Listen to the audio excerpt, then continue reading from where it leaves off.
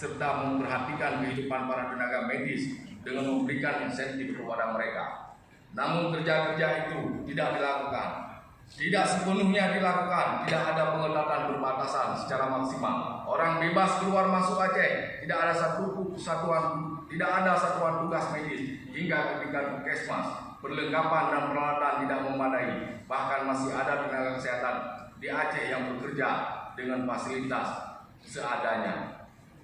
Pemerintah Aceh menghadapi wabah seperti menghadapi penyakit biasa, padahal ini wabah yang penyebarannya sangat tinggi. Pemerintah Aceh tidak pernah mempublikasikan data yang jelas kepada publik berapa orang yang sudah diswab di Aceh, sehingga kita tidak tahu berapa positif rate kasus COVID-19 di Aceh.